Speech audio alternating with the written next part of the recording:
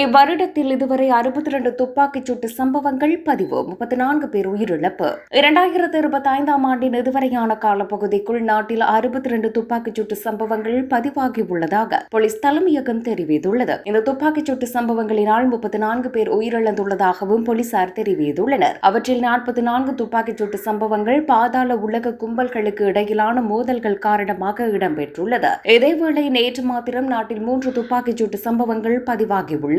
அதன்படி கந்தானை பொது சந்தைக்கு அருகில் நேற்று காலை இடம்பெற்ற துப்பாக்கிச் சூட்டில் 2 காயமடைந்து வைத்தியசாலையில் அனுமதிக்கப்பட்ட பின்னர் அவர்களில் ஒருவர் சிகிச்சை பலனின்றி உயிரிழந்தார். அத்துடன் நீர்கொழும்பு துன்கல்பிட்டிய பிரதேசத்தில் நேற்று பிற்பகல் போலீசாரால் மேற்கொள்ளப்பட்ட துப்பாக்கிச் சூட்டில் ஒருவர் காயமடைந்துள்ளார். மேலும் ராகதை படுவத்தை பகுதியில் நேற்றிரவு இடம்பெற்ற துப்பாக்கிச் சூட்டில் படுகொலை செய்யப்பட்ட பாதாள உலக கும்பலின் தலைவரான கணேமுல்ல சஞ்சீவவின் நெருங்கிய நண்பரான அமி உப்புல் என்பவர் உயிரிழந்ததாக போலீஸ் தலைமையகம் தெரிவித்துள்ளது.